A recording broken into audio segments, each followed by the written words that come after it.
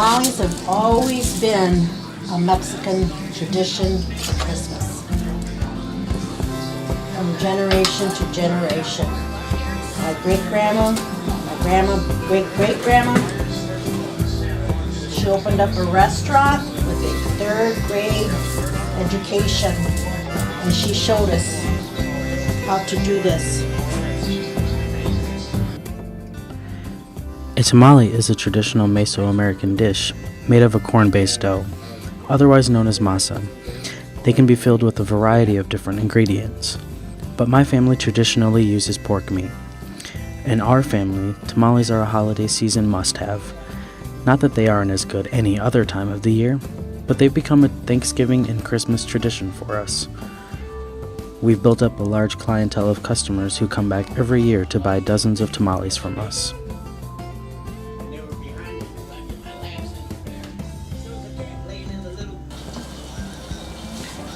We season the meat with salt, garlic, and cumin, along with lard.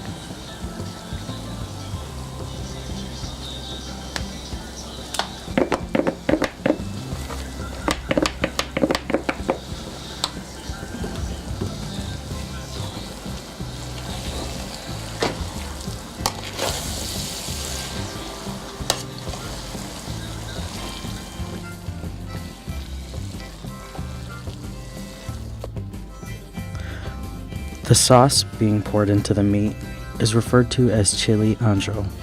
It comes from dried poblano peppers, which are then boiled into the sauce to give the meat a good pepper flavor and that red color.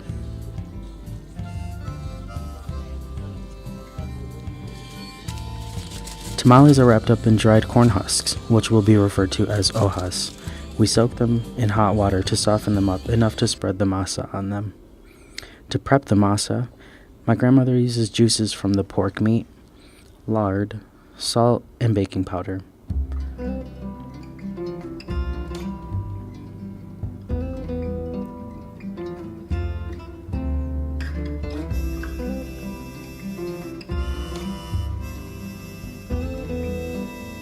To give it a little color, we mix in some of the chili ancho sauce as well.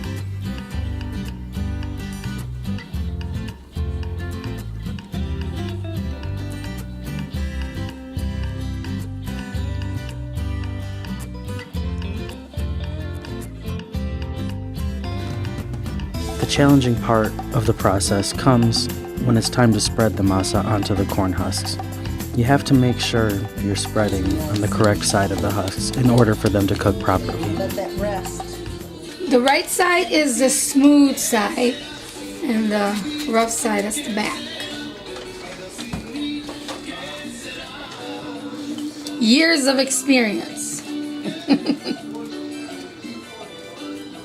Looks easy, but it'll be challenging. Hand me some good.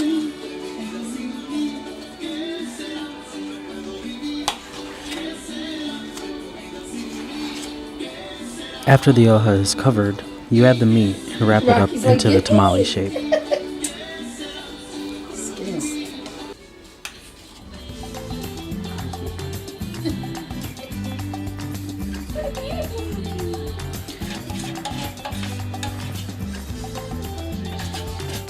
It takes a lot of helping hands to make these tamales, which is why it's always been a great way for the family to get together and have a good time. The tamales are assembled into a large pan in order to steam them on the stove.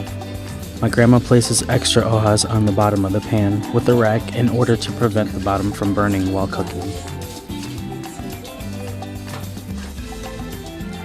Lining the tamales in the pan is tricky because you want to fill it as much as possible. Definitely not an easy job. While the pan is being filled, someone usually keeps track of how many tamales were made by counting each dozen, which is how they are sold.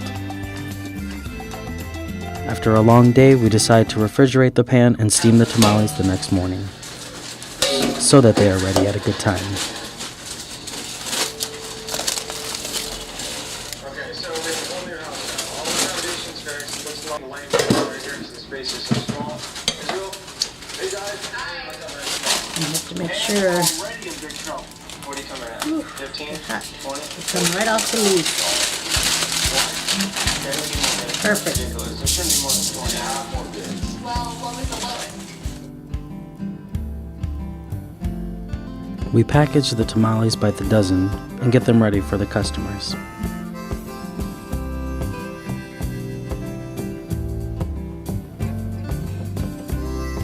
Tamale making is very time consuming, as you can see, but it pays off in the end when you see the smile on someone's face and when you're sitting around the table enjoying family time.